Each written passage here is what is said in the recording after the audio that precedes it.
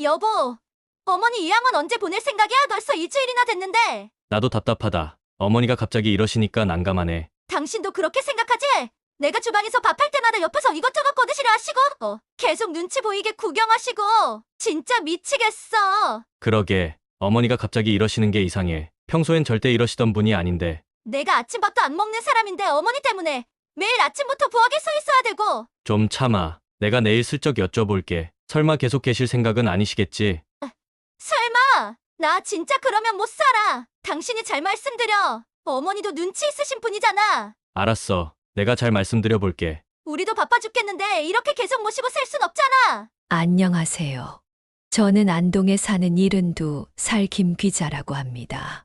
남편과 사별하고 20년째 혼자 살고 있었는데, 안동의 시골 마을에서 혼자 살던 저는 그해 봄 건강이 나빠지면서 더 이상 혼자 살기가 어려워졌습니다. 허리도 아프고 무릎도 불편해지자 고민 끝에 부산에 사는 첫째 아들을 찾아가기로 했습니다. 텃밭에서 정성스레 가꾼 채소들로 김치와 장아찌를 담그면서도 마음이 무거웠습니다. 늘 바쁘다는 핑계로 명절에도 잘 오지 않는 아들이었지만, 이번에는 제가 찾아가면 반겨주지 않을까 하는 기대를 품었습니다.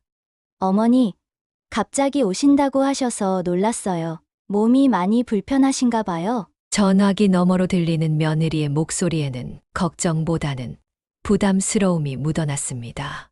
짐을 꾸리면서도 가슴 한켠이 먹먹했습니다.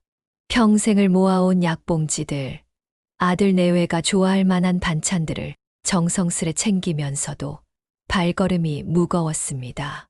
기차를 타고 부산으로 향하는 내내 첫째 아이 어릴 적 모습이 떠올랐습니다. 부산역에 도착했지만 바쁘다는 이유로 아들의 마중은 없었습니다. 낯선 도시에서 택시를 타고 아들 집을 찾아가는 동안 마음이 점점 더 무거워졌습니다. 현관문을 열고 들어서자 며느리의 굳은 표정이 저를 맞이했습니다. 어머니, 오셨어요? 며느리의 목소리에는 반가움이라고는 찾아볼 수 없었습니다. 그날 밤, 방 안에 누워서도 잠이 오지 않았고 새벽녘이 되어서야 잠이 들었습니다. 이튿날 아침이었습니다. 온 몸이 쑤시고 아팠지만 아들 내외 눈치가 보여 아프다는 말도 못 꺼냈습니다. 아들은 아침 일찍 출근했고 며느리는 부엌에서 설거지를 하고 있었습니다. 그때 제 휴대폰으로 문자가 왔습니다. 어머니, 저 첫째예요. 어제 피곤하셨을 텐데 좀 쉬세요. 저녁에 뵐게요. 문자를 읽는데 눈물이 났습니다. 직접 얼굴 보고 말 한마디 못하는 아들이 문자로는 이렇게 다정한 척하는 게 더 서글펐습니다. 어머니, 전 마트 다녀올게요. 며느리가 현관문을 나서며 던진 말에 저는 그저 그래 라고 답할 수밖에 없었습니다. 집에 혼자 남자 처음으로 아들의 집을 둘러보았습니다. 책장에는 제가 모르는 아들의 인생이 가득했습니다. 승진 기념패, 해외여행 사진들, 명절에도 내려오지 못할 만큼 바빴다던 아들의 생활이 고스란히 담겨 있었죠. 점심때가 되어 며느리가 돌아왔습니다. 제가 준비해간 반찬을 꺼내려 하자 며느리가 말했습니다. 어머니, 저희는 입맛이 까다로워서 제가 알아서 할게요. 제가 정성스레 준비한 반찬들은 그대로 냉장고 구석에 처박혔습니다. 오후가 되자 허리가 더욱 아파왔습니다. 아들 내외가 마련해준 방의 이불이 너무 얇았기 때문이었죠. 며느리에게 말을 꺼내보았습니다. 이불이 좀 얇은 것 같아서 그러는데. 아, 저희 집에 여분 이불이 없어서요. 죄송해요. 분명 안방 장롱에는 이불이 가득한 걸 아침에 보았는데 며느리의 말에 더는 아무 말도 할 수 없었습니다. 저녁이 되어 아들이 돌아왔습니다. 피곤해 보이는 아들의 얼굴을 보니 마음이 아팠습니다. 하지만 아들은 제 얼굴도 제대로 보지 않고 방으로 들어가 버렸습니다. 어머니, 저희는 따로 먹을게요. 어머니는 편하실 때 드세요. 며느리의 말에 저는 그저 방으로 들어올 수밖에 없었습니다. 그렇게 며칠이 지났습니다. 아들 내외의 차가운 태도는 나아질 기미가 보이지 않았고, 오히려 점점 더 심해졌습니다. 아침마다 마주치는 며느리의 표정은 더욱 굳어졌고, 퇴근 후 아들과 나누는 대화는 식사하셨어요? 라는 형식적인 인사뿐이었습니다. 방 안에서 혼자 밥을 먹으며 생각했습니다. 내가 이곳에 와서 무엇을 기대했던 걸까? 어쩌면 나는 처음부터 이곳에 있어서는 안 되는 사람이었는지도 모릅니다. 창밖으로 보이는 도시의 풍경이 낯설게만 느껴졌습니다. 안동에서의 삶이 그리워졌습니다. 비록 몸은 불편했지만 그래도 거기서는 내 집이고 내 방이었는데 여기서는 매 순간이 어색하고 불편하기만 했습니다. 밤이 되면 옆방에서 들려오는 아들 내외의 웃음소리가 저를 더욱 외롭게 만들었습니다. 그들의 대화에 저는 포함되지 않았고 그저 불편한 손님일 뿐이었습니다. 여보, 내일은 우리끼리 외식하러 갈까? 그래, 좋지. 어머니께는 뭐라고 할까? 그냥 약속 있다고 하면 되지? 어차피 어머니도 불편하실 텐데. 이런 대화들이 매일 밤 제 귀에 들려왔습니다. 그들의 대화 속에서 저는 점점 더 멀어져 갔고, 제 존재는 그저 불편한 짐처럼 여겨졌습니다. 아침이 되자 방 안에서 혼자 눈을 떴습니다. 밤새 허리가 아파 잠을 설쳤지만 아들 내외의 눈치가 보여 아프다는 말도 못 꺼냈습니다. 혹시라도 귀찮은 존재로 여겨질까봐 걱정되었기 때문입니다. 식사 시간이 다가왔습니다. 식탁에 앉은 우리 셋은 마치 남처럼 어색했습니다. 밥을 먹는 내내 숟가락 부딪히는 소리만 들렸고 아무도 말을 하지 않았습니다. 맛있게 드세요. 형식적인 인사만 건넨 제 며느리는 고개를 숙이고 밥을 먹었습니다. 아들은 휴대폰만 들여다보며 밥을 먹었고 며느리는 제가 밥을 먹는 모습을 힐끗거리며 불편한 기색을 내비쳤습니다. 평소 같았으면 맛있게 먹으라며 반찬을 더 떠주고 싶었지만 그런 행동조차 조심스러워졌습니다. 어머니, 저희는 바빠서 먼저 일어나 볼게요. 식사가 채 끝나기도 전에 아들 내외는 자리에서 일어났습니다. 혼자 남은 식탁에서 반찬들을 바라보았습니다.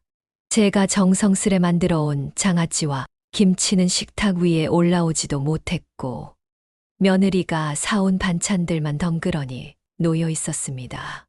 저녁 식사도 마찬가지였습니다.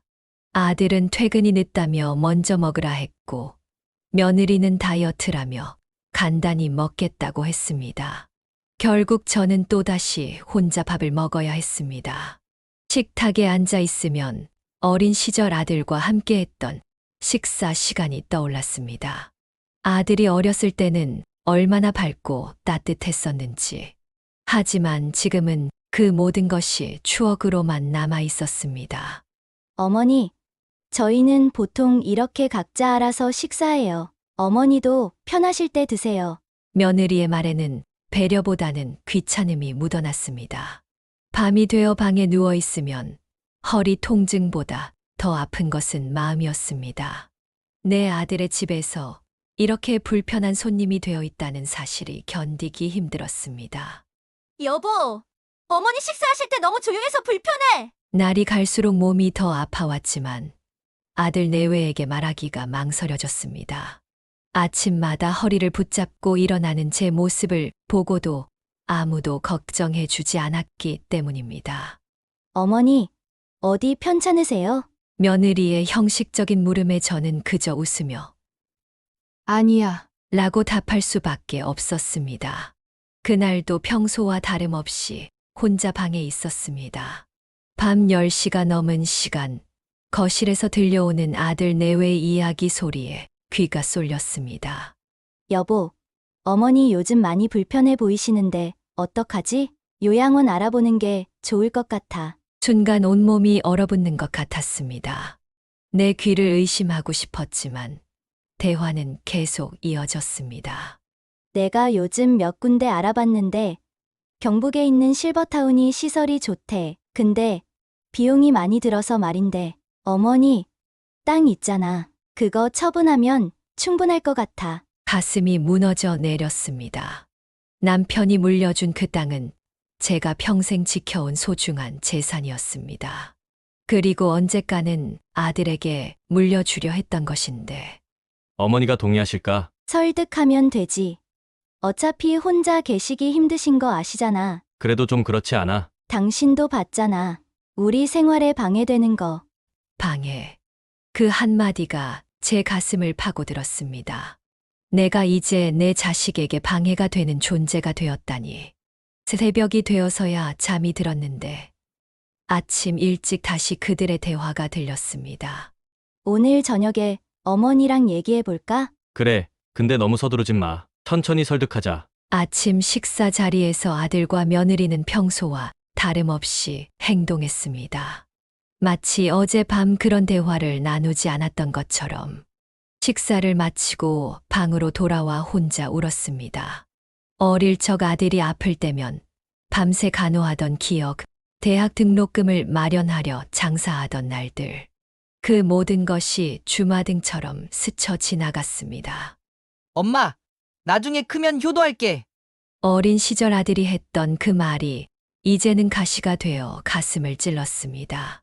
창밖으로 보이는 도시의 모습이 더욱 차갑게 느껴졌습니다. 이제 이곳에서 더 이상 머무를 수 없다는 것을 깨달았습니다. 돌아가야 했습니다. 누군가의 도움이 필요해진 나이가 되었다고 해서 내 자식에게 이렇게 버려져야 하는 걸까요? 그러게 우리끼리 먹는 게 더 편할 것 같아. 옆방에서 들려오는 대화에 이불을 머리끝까지 끌어올렸습니다. 차가운 방바닥과 얇은 이불 사이에서 몸은 점점 더 쑤셔왔고 마음속 상처는 더욱 깊어져만 갔습니다. 매일 밤 잠들기 전 안동집에서의 생활이 그리워졌습니다. 비록 몸은 불편했지만 그래도 거기서는 내 집이고 내 방이었는데 이곳에서는 매 순간이 어색하고 불편하기만 했습니다. 그날 밤 또다시 아들 내외의 대화가 들려왔습니다. 이번에는 더욱 구체적인 계획들이었습니다. 여보, 어머니 땅이 시세로 얼마나 된대? 안동에서 좋은 위치라 꽤 된대. 우리가 요양원 보내드리고 남으면 우리 애들 학원비로 써도 될 것 같아. 가슴이 무너져 내렸습니다. 제가 평생을 일구며 지켜온 땅을 이렇게 쉽게 팔아버리려는 건가요? 근데 어머니가 쉽게 허락하실까? 그래서 내가 요양원 팜플렛도 구해왔잖아. 천천히 설득하면 돼. 세상이 온통 캄캄해지는 것 같았습니다. 어둠 속에서 혼자 눈물을 삼켰습니다. 나도 처음엔 마음이 걸렸는데 어차피 어머니도 혼자 계시기 힘드시잖아. 그래, 요양원이 어머니한테도 좋을 거야. 전문가들이 계시니까. 자식들의 차가운 계산이 계속되었습니다. 그들의 대화 속에는 제 인생이나 마음 같은 건 없었습니다. 땅 처분하면 우리도 좀 여유로워질 것 같아. 맞아, 애들 과외도 시켜야 하고. 더는 듣고 있을 수가 없었습니다. 조용히 일어나 짐을 싸기 시작했습니다. 며칠 전부터 느껴온 불길한 예감이 현실이 되어버렸습니다. 가방에 몇 벌의 옷과 약봉지를 담았습니다. 정성스레 준비해온 반찬들은 이미 상해버려서 가져갈 수도 없었습니다. 창밖은 깊은 밤이었습니다. 도시의 불빛들이 차갑게 빛나고 있었죠. 마지막으로 방을 둘러보았습니다. 일주일도 채 머물지 못한 이 방에서 저는 평생 잊지 못할 상처를 받았습니다. 떠나기 전 짧은 편지를 남겼습니다. 아들아, 엄마는 간다. 너희가 걱정했던 것처럼 요양원에 가지는 않을 거야. 그리고 내 땅도 팔지 않을 거야. 그건 너희 아버지의 유산이니까. 새벽 버스 터미널로 향하는 발걸음이 무거웠습니다. 하지만 이제 돌아갈 수밖에 없었습니다. 뒤돌아보니 아들의 아파트가 어둠 속에서 흐릿하게 보였습니다. 급하게 집을 나온 저는 둘째 딸이 있는 울산으로 가기로 마음먹었습니다. 울산으로 가는 버스를 기다리며 생각했습니다. 어쩌면 이게 아들을 보는 마지막일지도 모른다고. 이제 다시는 아들을 찾아오지 않을 것 같았습니다. 새벽 버스에 몸을 실으며 흘러내리는 눈물을 닦았습니다. 울산으로 가는 버스 안에서도 눈물이 마르지 않았습니다. 하지만 둘째 딸의 집에 도착하자 전혀 다른 분위기가 저를 맞이했습니다. 엄마, 어떻게 왔어? 깜짝 놀랐잖아. 어서 들어와. 며느리와는 달리 둘째 딸은 현관문 밖까지 나와 제 짐을 받아들었습니다. 여보, 엄마 짐 좀 받아줘요. 어머님, 오시느라 고생 많으셨어요. 제가 들어드릴게요. 처음으로 따뜻한 환영을 받는 것 같아 마음이 울컥했습니다. 첫째 집에서 받은 상처가 조금은 위로받는 듯 했습니다. 어머니, 제가 어머니 좋아하시는 북어국 끓여놨어요. 많이 시장하시죠? 사위는 부엌으로 들어가 즉시 식사 준비를 시작했습니다. 따뜻한 밥상 앞에서 우리는 오랜만에 이야기를 나눴습니다. 딸은 제 얼굴이 많이 창백하다며 걱정했고, 사위는 맛있게 드시라며 반찬을 계속 챙겨주었습니다. 엄마, 방은 미리 준비해놨어. 이불도 새로 샀다? 딸이 안내한 방은 따뜻했고, 침구도 포근했습니다. 저녁이 되자 사위가 장을 보고 돌아왔습니다. 손에는 제가 좋아하는 과일들이 가득했습니다. 식사 시간이면 온 가족이 함께 모였고 밥을 먹으며 이야기꽃을 피웠습니다. 첫째 집에서처럼 어색한 침묵은 없었죠. 엄마, 이제 여기서 푹 쉬어. 우리가 잘 챙길게. 딸의 살가운 모습에 첫째 집에서 받은 서러움이 조금씩 녹아내리는 것 같았습니다. 방 안에 놓인 포근한 이불을 보며 이제는 편히 쉴 수 있겠다는 생각이 들었습니다. 사위도 제게 한없이 다정했습니다. 식사할 때마다 반찬을 챙겨주고 불편한 것은 없는지 살피며 정성을 다했습니다. 첫째 아들 집에서의 냉대가 거짓말처럼 느껴질 만큼 이곳에서의 하루하루는 따뜻했습니다. 아침이면 딸이 문을 살며시 열고 들어와 아침 식사를 차려놓고 갔고, 저녁이면 사위가 직접 발 마사지를 해주겠다며 애를 썼습니다. 그들의 정성 어린 보살핌에 제 마음도 조금씩 안정을 찾아갔습니다. 잠자리에 들며 생각했습니다. 여기서는 적어도 내가 환영받는 존재구나. 첫째 집에서의 아픈 기억이 조금은 옅어지는 것 같았습니다. 하지만 너무 일찍 안도했던 걸까요? 이 따뜻한 환대 뒤에 숨겨진 또 다른 계획이 있다는 것을 그때는 미처 알지 못했습니다. 제가 받은 따뜻한 환대가 진심이 아니었다는 것을 곧 알게 될 줄은 꿈에도 몰랐습니다. 일주일째 되는 날이었습니다. 딸과 사위가 둘 다 출근한 후 방 청소를 하다가 우연히 딸의 서랍장을 열게 되었습니다.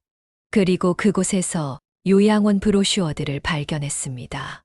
실버타운의 행복한 노후, 편안한 요양 생활, 프리미엄 실버케어, 여러 요양원의 안내 책자들이 가지런히 정리되어 있었습니다. 책자들 사이에는 메모가 끼워져 있었고, 거기에는 비용과 입소 조건들이 꼼꼼히 적혀 있었습니다. 손이 떨려왔습니다. 첫째 집에서 겪었던 악몽이 다시 떠올랐습니다.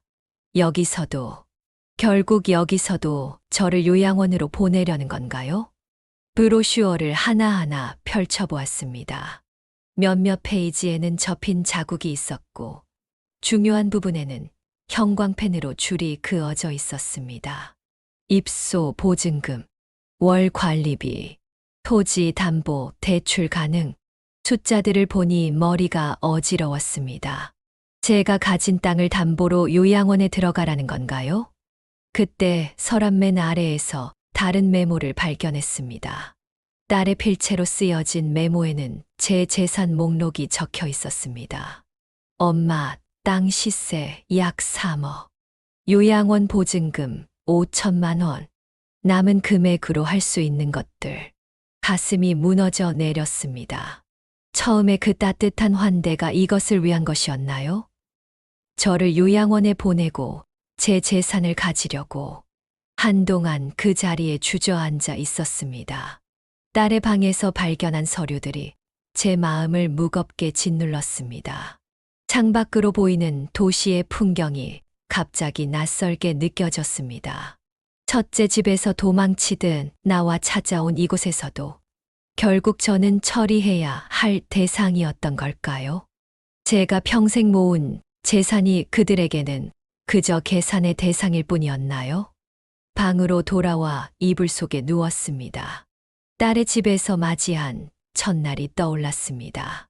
그때의 따뜻한 미소와 정성 어린 보살핌이 이제는 모두 거짓처럼 느껴졌습니다. 창밖에서는 봄비가 내리고 있었습니다. 빗방울 소리를 들으며 생각했습니다. 이제 저는 어디로 가야 하는 걸까요? 더 이상은 자식들을 믿을 수 없다는 것을 깨달았습니다. 브로슈어를 다시 제자리에 가지런히 넣어두었습니다. 아직은 아무것도 모르는 척해야 했습니다.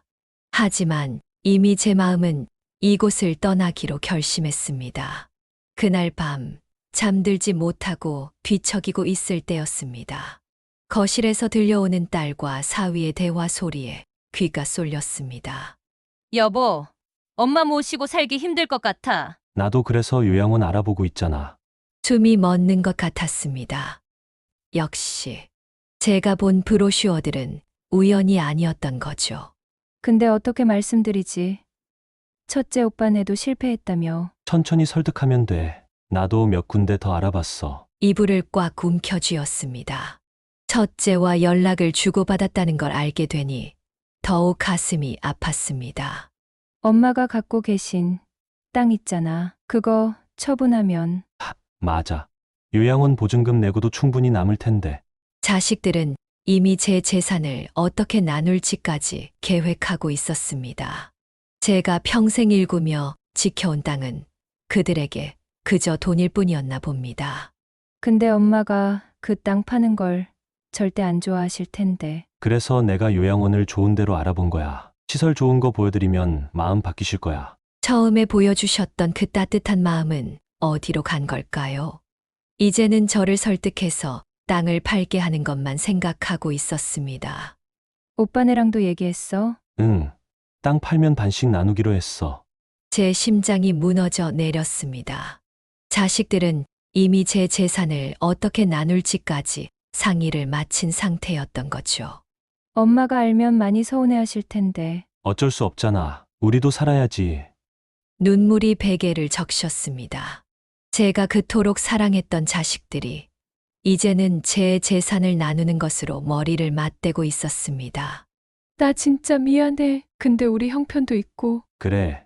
이게 엄마한테도 좋은 거야. 전문가들이 계시니까. 밤새 잠을 이루지 못했습니다. 창밖으로 보이는 달빛이 유난히 차갑게 느껴졌습니다. 첫째 집에서 도망치듯 나와 찾아온 이곳에서도 결국 같은 상황이 벌어지고 있었습니다. 이제는 정말 갈 곳이 없어진 것 같았습니다. 새벽녘이 되어서야 한 가지 결심을 했습니다. 더 이상 자식들에게 기대지 않고 제 삶은 제가 책임지기로 한 것입니다. 그날 밤 더 이상 이곳에 머무를 수 없다는 결심이 섰습니다. 딸과 사위가 잠든 후 조용히 짐을 싸기 시작했습니다. 가지고 온 옷가지들을 하나하나 가방에 넣으며 이곳에서의 일주일이 주마등처럼 스쳐 지나갔습니다. 처음에 보여준 따뜻한 미소도 정성스러운 식사도 모두 거짓이었다는 게 가슴 아팠습니다. 새벽 2시 집 안은 깊은 어둠에 잠겨 있었습니다. 이불을 가지런히 개어놓고 베개를 정리했습니다.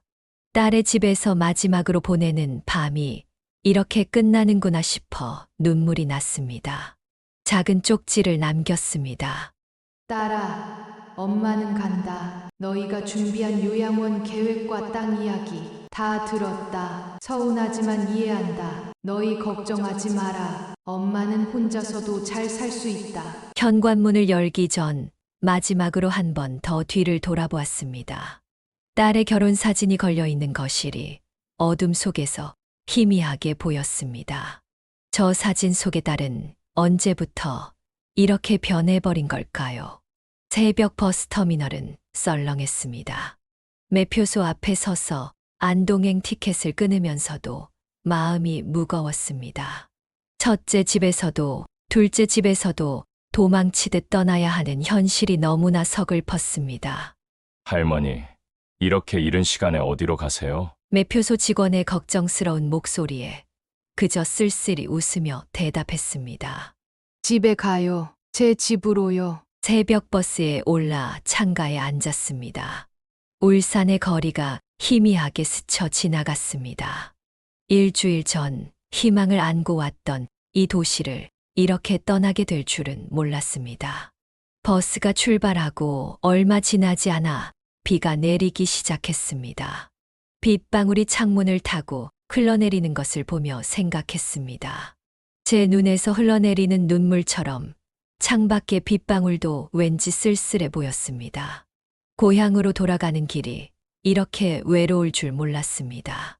평생을 바쳐 키운 자식들에게 이런 대접을 받을 거라고는 가슴 한켠이 무너져 내렸습니다. 버스가 고속도로에 들어섰습니다.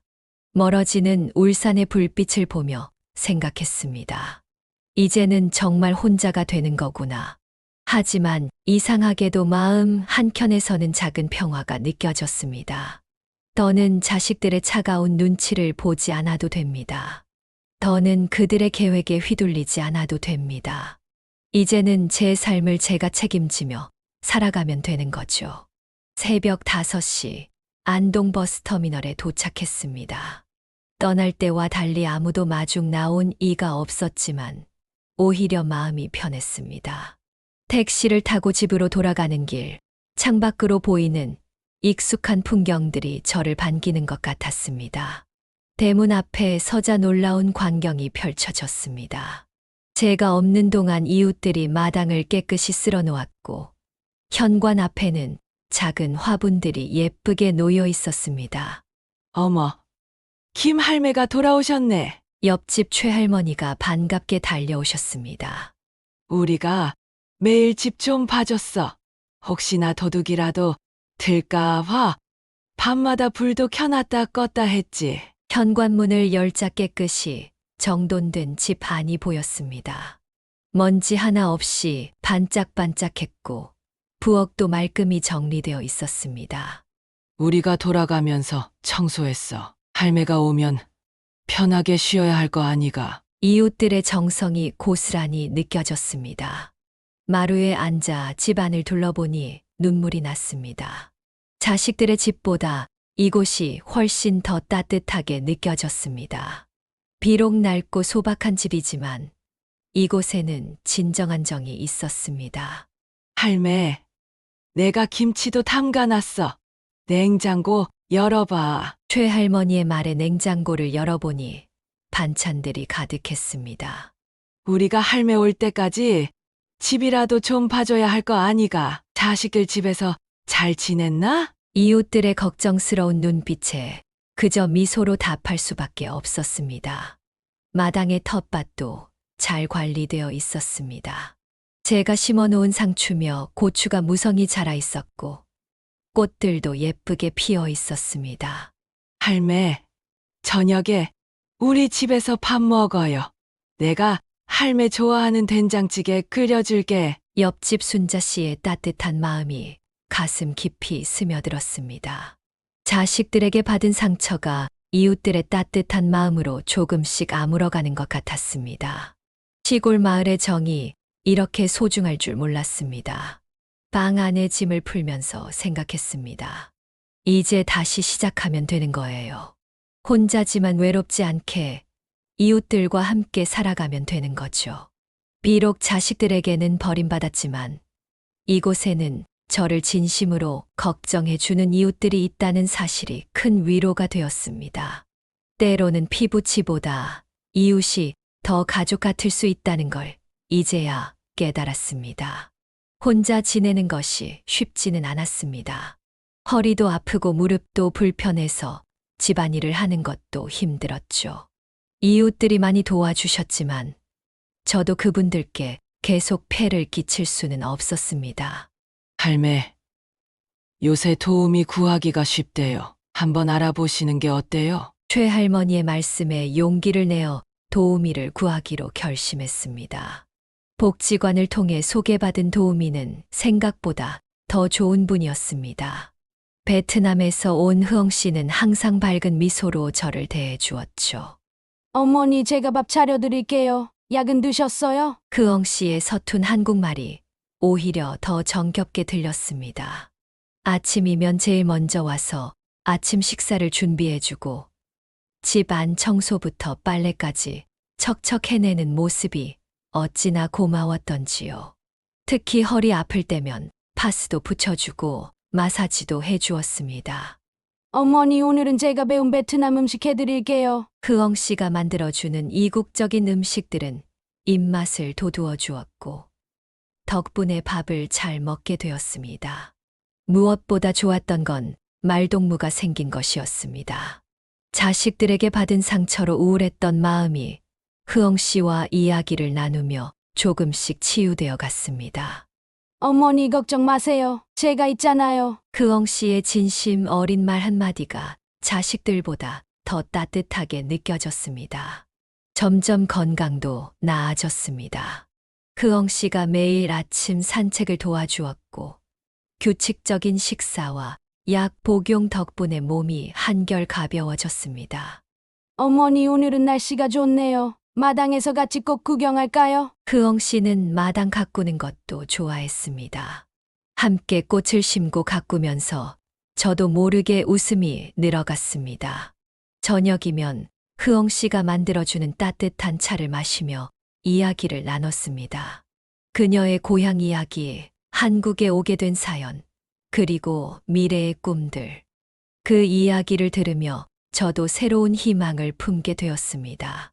어머니, 내일은 제가 일찍 와서 미용실도 모시고 갈게요. 흐엉 씨 덕분에 오랜만에 미용실도 가고 시장도 다니면서 활기를 되찾았습니다.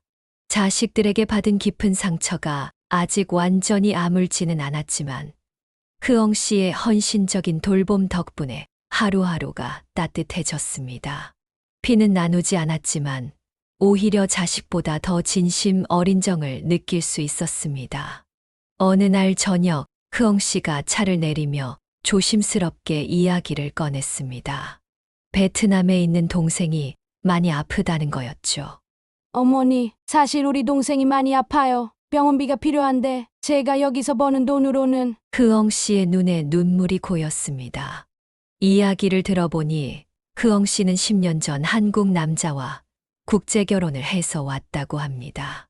하지만 남편이 사업에 실패하고 빚을 지면서 생활이 어려워졌고 그래서 저처럼 어르신들을 돌보는 일을 시작했다고 했습니다. 동생이 제일 힘들어요. 부모님도 안 계시고 제가 동생 학비도 다 대주고 있었는데 갑자기 아프다고 하니. 흐엉 씨의 이야기를 들으며 제 마음도 아팠습니다. 자식에게 상처받은 제 마음을 위로해주던 흐엉 씨에게도 이런 아픔이 있었다니. 그동안 저를 친어머니처럼 정성껏 돌봐준 그녀의 마음이 더욱 깊이 다가왔습니다. 흐엉아, 걱정하지 마. 내가 도와줄게. 제가 가진 사과밭 일부를 팔기로 결심했습니다. 어머니, 안 돼요. 그건 정말. 흐엉 씨는 손사래를 치며 거절했지만 제 마음은 이미 정해져 있었습니다. 이튿날 부동산에 전화를 걸어 사과밭 일부를 내놓았습니다. 자식들을 위해 평생 지켜온 땅이었지만 오히려 마음이 편했습니다. 자신의 동생을 위해 헌신하는 흐엉 씨의 모습을 보며 그동안 제가 받은 상처도 조금씩 치유되는 것 같았습니다. 어머니, 정말 감사합니다. 동생 병원비는 제가 꼭 갚을게요. 흐엉 씨의 눈물 어린 감사 인사에 오히려 제가 더 감동을 받았습니다. 흐엉아, 우리 같이 베트남 한번 다녀올까? 내 동생도 보고. 제 제안에 흐엉 씨의 눈이 커졌습니다. 어머니, 정말요? 근데 어머니 건강은? 괜찮아. 너랑 같이 가면 든든하지. 흐엉 씨의 고향에 가서 그녀의 동생도 만나고 베트남의 아름다운 풍경도 보고 싶었습니다. 나이 들어 처음 가보는 해외여행이지만 흐엉 씨와 함께라면 두렵지 않았습니다. 땅을 팔아 얻은 돈으로 흐엉 씨 동생의 병원비를 지원하고 남은 돈으로는 베트남 여행을 계획했습니다. 제 자식들은 저를 요양원으로 보내려 했지만 오히려 저는 새로운 딸을 얻고 인생의 새로운 여행을 준비하고 있었습니다. 사과밭을 정리하고 난 후 남은 재산을 어떻게 할지 곰곰이 생각해 보았습니다. 자식들에게 모든 것을 물려주려 했던 제 지난날의 계획이 이제는 부질없게 느껴졌습니다. 할매, 자식들 생각은 이제 그만하소. 이웃집 최할머니의 말씀이 가슴에 와닿았습니다. 그러던 어느 날 첫째 아들과 며느리가 찾아왔습니다. 문을 열어주자마자 아들의 얼굴이 보였습니다. 어머니, 저희가 잘못했습니다. 아들의 목소리는 떨리고 있었습니다. 어머님, 정말 죄송해요. 요양원 이야기는 저희가 잘못 생각했어요. 며느리도 고개를 숙였습니다. 하지만 저는 이미 마음을 단단히 먹은 뒤였습니다. 조용히 그들을 마주보며 말했습니다. 이제 와서 뭐하러 왔니? 내 땅 때문에? 아니면 양심이 걸려서? 아들과 며느리는 아무 말도 하지 못했습니다. 그저 고개만 숙인 채 서 있었죠. 난 이제 혼자서도 잘 살 수 있어. 너희가 걱정하던 요양원도 필요 없고. 창밖으로 사과밭이 보였습니다. 이제는 흐엉 씨의 동생을 위해 일부를 팔았지만 그 선택이 전혀 후회되지 않았습니다. 어머니, 저희가 잘못 생각했어요. 이제는 어머니 모시고. 며느리의 말을 자르고 단호하게 말했습니다. 됐다. 난 이제 내 삶이 있어. 너희도 너희 삶 살아라. 그들이 떠난 후 마당에 앉아 하늘을 바라보았습니다. 가슴이 아프긴 했지만 이상하게도 후련했습니다. 남은 재산은 적금과 보험으로 정리했습니다. 자식들을 위해 남겨두긴 했지만 제가 살아있는 동안은 제 삶을 위해 쓰기로 했습니다. 어머니, 오늘은 제가 특별한 요리 해드릴게요. 흐엉 씨의 밝은 목소리가 들렸습니다. 창가에 앉아 사과밭을 바라보며 생각했습니다. 이제는 자식들 생각에서 조금은 자유로워진 것 같았습니다. 그들도 언젠가는 진정한 반성을 하게 되겠죠. 하지만 그때까지 저는 제 삶을 살아가려 합니다. 첫째가 다녀간 다음 주, 이번에는 둘째 딸이 찾아왔습니다. 현관문을 열자마자 딸은 눈물부터 보였습니다. 엄마, 그때는 정말 엄마 생각해서 그랬어. 좋은 시설에서 편하게 지내시길 바라서. 딸의 목소리에는 미안함보다는 변명이 더 묻어 있었습니다. 이제 와서 변명하지 말아라. 내가 다 들었잖니. 내 오빠랑 내 땅 얘기하던 것도. 제 말에 딸은 얼굴이 굳어졌습니다. 엄마, 우리가 잘못했어. 이제는 엄마 모시고 살게. 하지만 저는 이미 마음을 정한 뒤였습니다. 됐다. 난 이제 혼자 살기로 했어. 너희에게 기대지 않고도 잘 살 수 있으니 걱정 말 거라. 처음으로 제 마음을 당당하게 표현했습니다. 어머니, 차라도 한 잔 드시고 가세요. 흐엉 씨가 안타까운 듯 말했지만 딸은 고개를 숙인 채 돌아섰습니다. 흐엉아, 난 괜찮아. 이제는 정말 괜찮아. 오히려 제 목소리가 더 단단하게 느껴졌습니다. 딸이 떠난 후 마당에 앉아 하늘을 바라보았습니다. 떠나는 딸의 뒷모습을 보며 가슴 한켠이 아프긴 했지만 이제는 그 아픔을 견딜 수 있을 것 같았습니다. 창밖으로 보이는 사과나무들이 바람에 흔들리고 있었습니다. 예전에는 저 사과밭을 자식들에게 물려주는 것이 제 꿈이었는데 이제는 그런 생각조차 하고 싶지 않았습니다. 자식들의 변명 속에 숨겨진 계산된 마음이 보였습니다. 요양원을 보내자는 제안도 땅을 팔자는 이야기도 모두 그들의 이익을 위한 것이었다는 걸 이제는 분명히 알 수 있었습니다. 흐엉 씨가 따뜻한 차를 내오며 걱정스러운 눈빛을 보냈습니다. 하지만 저는 오히려 마음이 편했습니다. 더 이상 자식들의 거짓된 효도에 기대지 않기로 한 제 선택이 후회되지 않았기 때문입니다. 이제는 혼자서도 잘 살 수 있다는 확신이 들었습니다. 자식들에게 매달리지 않고 그들의 허락을 구하지 않고 오롯이 제 의지대로 살아가는 삶. 그것이 제게는 진정한 자유였던 것 같습니다. 마당의 사과나무 아래 앉아 있으니 지난 날이 주마등처럼 스쳐 지나갔습니다. 자식들을 위해 살아온 그 모든 시간들. 하지만 이제는 저를 위한 시간을 가질 차례였습니다. 자식들이 떠난 후 마음을 다잡는 게 쉽지는 않았습니다. 밤마다 혼자 누워 천장을 바라보며 울 때도 많았고 꿈에서도 자식들이 나타나 가슴이 아플 때도 있었습니다. 어머니 또 우세요? 새벽에 일어나 얼굴이 붓고 눈이 빨개진 저를 보고 흐엉 씨가 걱정스레 물었습니다. 하지만 저는 더 이상 예전의 제가 아니었습니다. 자식들에게 받은 상처 때문에 주저앉지 않기로 했습니다. 오히려 그 아픔을 발판 삼아 더 단단해지기로 마음먹었죠. 다시 사과 농사를 시작했습니다. 허리가 아프고 다리가 불편해도 하루하루 사과나무를 돌보는 일이 제게는 치유가 되었습니다. 어머니 제가 도와드릴게요. 흐엉 씨가 함께 사과밭을 가꾸어 주었습니다. 봄이 오자 사과나무에 하얀 꽃이 피었습니다. 꽃이 피 바람에 날리는 모습을 보며 생각했습니다. 제 마음의 상처도 저 꽃잎처럼 언젠가는 바람에 날려 사라질 거라고. 사과나무를 가꾸면서 깨달았습니다. 나무도 때로는 상처받고 아프지만 그 상처를 이겨내고 더 튼튼하게 자란다는 것을. 저도 그렇게 되기로 했습니다. 할매, 사과나무가 올해는 더 튼튼해 보이네. 이웃들도 제가 달라진 것을 느끼는 듯 했습니다. 예전에는 자식들 생각에 마음이 약해질 때마다 일을 손에서 놓곤 했는데 이제는 달랐습니다. 오히려 더 열심히 일했고 그럴수록 마음도 단단해졌습니다. 어머니 내일은 비가 온대요. 오늘 미리 사과밭 정리해둘까요? 흐엉 씨의 말에 고개를 저었습니다. 아니야. 비가 와도 괜찮아. 사과나무도 비를 맞으며 자라는 거야. 이제는 힘든 일도 피하지 않게 되었습니다. 비가 오나 바람이 부나 제 할 일은 제가 하면서 살아가는 법을 배웠습니다. 마당 한켠의 작은 텃밭도 일구었습니다.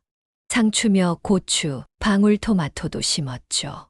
매일 아침 텃밭에 나가 일하다 보면 자식들 생각에 아팠던 마음도 조금씩 녹아내렸습니다. 어머니 토마토가 빨갛게 익었네요. 흐엉 씨와 함께 첫 수확을 하면서 작은 행복을 느꼈습니다.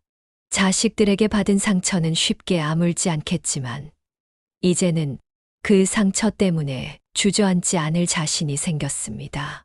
오히려 그 아픔이 저를 더 강하게 만들어 주었으니까요. 사과밭 절반을 팔기로 결정했습니다. 흐엉 씨의 동생 치료비를 주고 나머지는 제 생활비로 쓰기로 했죠. 평생을 일구어 온 땅이라 쉽지 않은 결정이었지만 마음은 오히려 홀가워졌습니다. 어머니 정말 괜찮으세요? 흐엉 씨가 걱정스레 물었습니다. 괜찮아. 이제는 내가 쓰고 싶은 곳에 써야지. 처음으로 제 재산을 제 뜻대로 쓰겠다고 당당하게 말했습니다. 남은 사과밭에서 나오는 수익으로도 충분히 살 수 있었습니다. 자식들에게 재산을 미리 물려줄 생각은 없었습니다. 그들이 진정으로 반성하고 성장하기를 기다리기로 했기 때문입니다. 할매, 자식들한테 미리 주지 말고 잘하셨어요. 이웃집 할머니의 말씀에 고개를 끄덕였습니다. 부동산의 땅을 내놓고 며칠 뒤 자식들에게서 전화가 왔습니다. 아마도 소문을 들은 모양이었죠. 엄마, 땅 파시면 안 돼요. 그건 우리 대대로. 파실 거면 그 전에 저희한테라도 먼저. 전화를 끊었습니다. 여전히 제 재산만 바라보는 자식들의 모습이 서글펐지만 이제는 흔들리지 않았습니다. 제가 땅을 팔아서 좋은 일에 쓴다는 소식이 마을에 퍼지자 오히려 이웃들이 응원해 주었습니다. 그래. 할매가 번 돈 할매가 쓰는 게 맞지. 자식들 믿고 살면 늙어서 고생이야. 남은 사과밭을 보며 생각했습니다. 언젠가 자식들이 진정한 반성을 하고 찾아온다면 그때는 이 땅을 물려줄 수도 있겠죠. 하지만 그것은 그들의 마음가짐에 달려있는 일이었습니다. 어머니, 오늘은 사과를 좀 따서 이웃들과 나눠 먹어요. 크엉 씨의 제안에 기쁘게 고개를 끄덕였습니다. 이제는 제가 가진 것들을 더 의미 있게 쓰고 싶었습니다. 자식들을 위해 움켜쥐고 있던 것들을 이제는 제가 원하는 대로 나누며 살고 싶었습니다. 밤하늘의 별을 보며 생각했습니다. 자식들이 언젠가는 진정한 뉘우침을 가질 수 있기를. 그때까지 저는 제 삶을 충실히 살아가려 합니다. 자식들에게 기대지 않고 살아가기로 한 후 제 삶은 많이 달라졌습니다. 아침 일찍 일어나 크엉 씨와 함께 동네에 한 바퀴를 도는 것으로 하루를 시작했죠. 어머니, 오늘은 공원까지 가볼까요? 크엉 씨의 제안에 기쁘게 고개를 끄덕였습니다. 처음에는 무릎이 아파 걷기도 힘들었지만 하루하루 조금씩 걸으며 체력을 키웠습니다. 이제는 동네 뒷산 산책로도 거뜬히 오를 수 있게 되었죠. 할매, 요즘 얼굴색이 좋아지셨어요. 이웃들도 제 변화를 알아봐 주었습니다. 점심 식사 후에는 마당에서 가벼운 체조를 했습니다. 복지관에서 배운 운동을 꾸준히 하다 보니 허리 통증도 많이 나아졌습니다. 어머니, 이제는 허리도 덜 아프시죠? 크엉 씨가 웃으며 물었습니다. 매일 저녁이면 동네 할머니들과 함께 라디오 체조를 했습니다. 처음에는 쑥스러웠지만 이제는 그 시간이 하루 중 가장 즐거운 순간이 되었습니다. 김할매, 우리 내일도 같이 운동하자. 이웃들과 함께하는 시간이 늘어날수록 외로움도 줄어들었습니다. 약 먹는 시간도 철저히 지켰습니다. 예전에는 자식 걱정에 약도 제때 챙겨 먹지 못했는데 이제는 제 건강이 제일 중요하다는 걸 알았기 때문입니다. 크엉 씨가 달력에 약 먹는 시간을 표시해두고 꼼꼼히 챙겨주었습니다. 덕분에 혈압도 안정되고 당뇨 수치도 많이 좋아졌죠. 어머니, 이번 달 검진에서 당 수치가 많이 좋아지셨대요. 병원에서 들은 의사 선생님의 칭찬이 뿌듯했습니다. 저녁에는 따뜻한 물로 족욕을 하며 하루를 마무리했습니다. 발을 담그고 있으면 온몸이 따뜻해지면서 마음까지 편안해졌습니다. 어머니, 오늘도 수고 많으셨어요. 크엉 씨가 발을 닦아주며 말했습니다. 잠들기 전에는 꼭 일기를 썼습니다. 하루 동안 있었던 일들, 느낀 점들을 적다 보면 자식 생각에 흔들리던 마음도 차분해졌습니다. 이렇게 규칙적인 생활을 하다 보니 몸도 마음도 건강해지는 게 느껴졌습니다. 자식들에게 의지하지 않고도 얼마든지 행복하게 살 수 있다는 확신이 들었죠. 크엉 씨의 헌신적인 돌봄 덕분에 제 일상은 더욱 풍요로워졌습니다.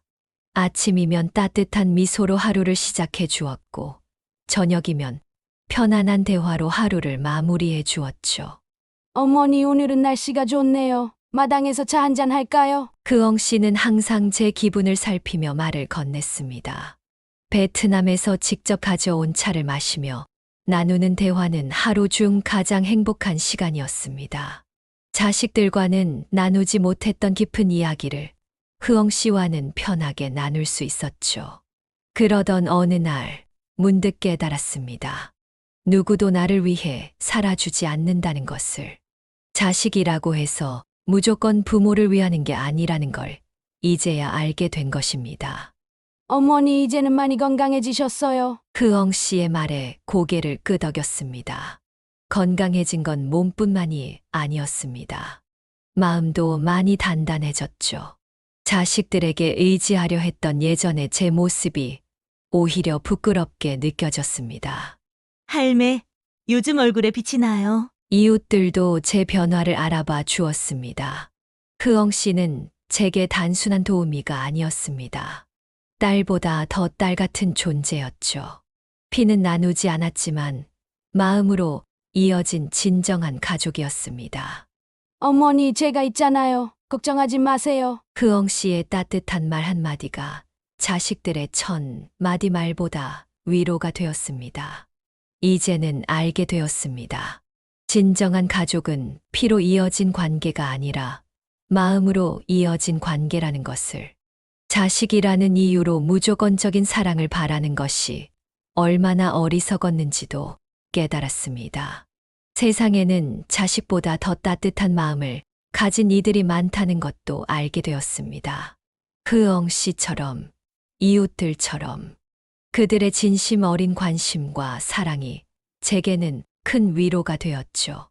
어머니, 내일은 제가 특별한 요리를 해드릴게요. 흐엉 씨의 정성 어린 마음이 저를 더욱 건강하게 만들어 주었습니다.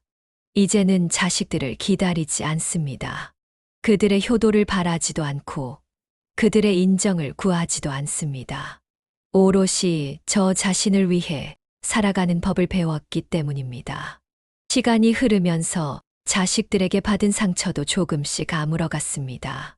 더 이상 그들을 원망하지 않게 되었고 그들의 선택을 인정하게 되었습니다.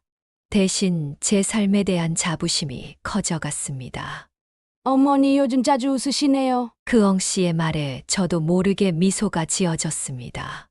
예전에는 자식들의 효도를 바라며 살았다면 이제는 제가 스스로 만들어가는 일상의 작은 행복들을 찾아가게 되었습니다.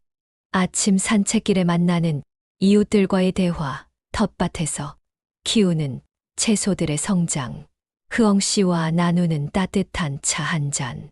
할매, 오늘은 우리 집에서 같이 점심 먹어요. 이웃들과 나누는 소소한 일상이 제겐 큰 기쁨이 되었습니다. 매일 아침 텃밭에 나가 채소들을 돌보는 시간이 특히 좋았습니다.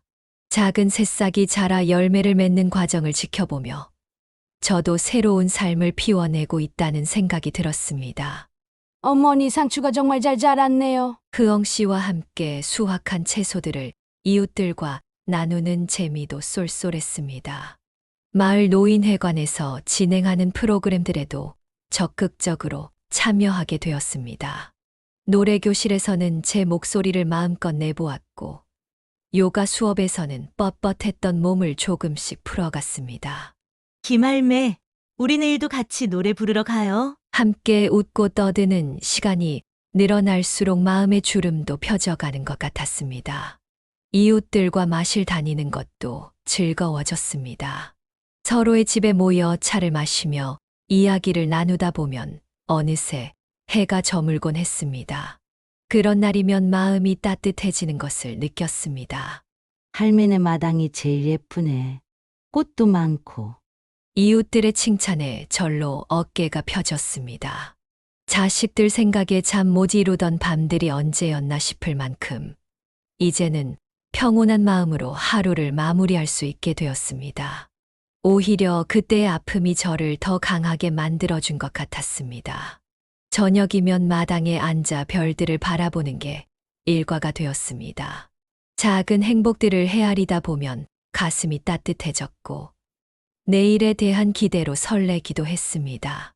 어머니, 내일은 장에 같이 가요. 저녁에는 제가 특별한 요리 해드릴게요. 흐엉 씨의 말에 절로 미소가 지어졌습니다.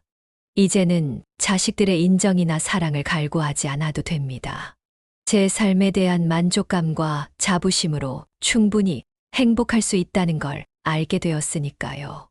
자식들에게 상처받은 이야기를 처음으로 노인회관에서 나누었습니다.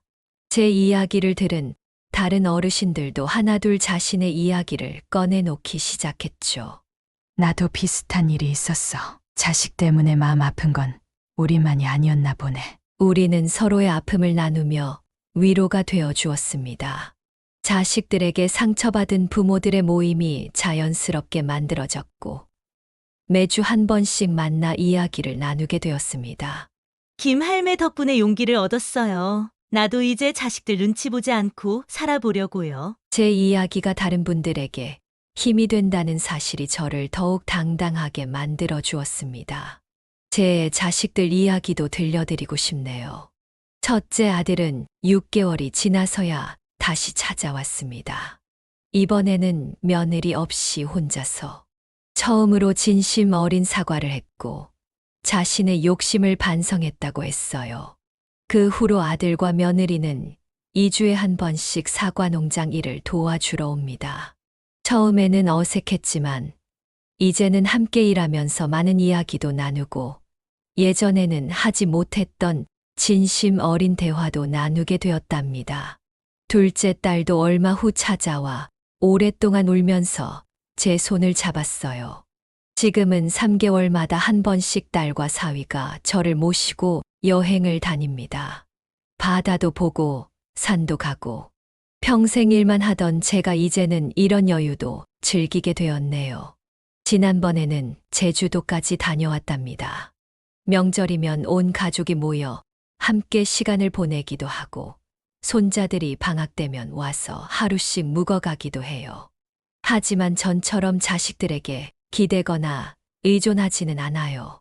서로를 존중하는 거리를 두고 편안한 관계를 유지하고 있답니다.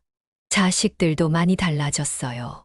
이제는 제 의견을 먼저 물어보고 제 생활을 인정해 주더군요. 요양원 이야기도 다시는 꺼내지 않았고요. 오히려 제가 이렇게 건강하고 행복하게 지내는 모습을 보며 자신들의 과거 모습을 부끄러워하는 것 같았습니다. 평생 자식들을 위해 살아온 제가 처음으로 제 삶을 살기 시작하면서 오히려 자식들과의 관계도 더 건강해진 것 같아요. 서로의 삶을 인정하고 존중하는 법을 배웠으니까요. 사랑하는 여러분, 살면서 누구나 예상치 못한 순간에 깊은 상처를 받을 때가 있습니다. 제게도 그런 순간이 있었습니다. 바로 제 자식들이 저를 요양원으로 보내려 한다는 사실을 알게 된 때였습니다. 하지만 지금은 그 순간이 저에게 또 다른 축복의 시작이었음을 깨닫습니다. 그 일이 없었다면 저는 고향에서 이웃들과 나누는 따뜻한 정을 느낄 수 없었을 것입니다. 또한 제 자식들이 이렇게 성숙한 모습으로 변화할 수 없었을 거예요. 삶에서 가장 어두운 순간이 오히려 밝은 희망의 시작이 될 수 있다는 것을 저는 그 경험을 통해 배웠습니다. 쓰라린 일들이 때로는 축복으로 다가오고 상처는 우리를 더 강하게 만들며 시련은 더 지혜롭게 만들어주는 것 같습니다. 제가 얻은 깨달음은 진정한 행복이란 내가 가진 것을 나누는 데서 온다는 것입니다. 그리고 그 나눔이 더 큰 기쁨으로 돌아온다는 사실도요. 이제 저는 매일 흐엉이 친엄마처럼 대해주는 따뜻한 미소와 이웃 할머니들과 함께 나누는 소박한 식사에서 큰 위안을 얻습니다. 그분들과 함께 하면서 오히려 제가 더 큰 선물을 받은 것 같아요. 여러분의 인생에서도 분명 어려운 순간이 찾아올 것입니다. 하지만 그것이 끝이 아니라 새로운 시작이 될 수 있음을 믿으세요. 중요한 것은 그 순간에 우리가 어떤 선택을 하고 그 선택을 통해 어떤 사람으로 성장할지를 결정하는 것입니다. 저는 매일 감사의 기도를 드립니다.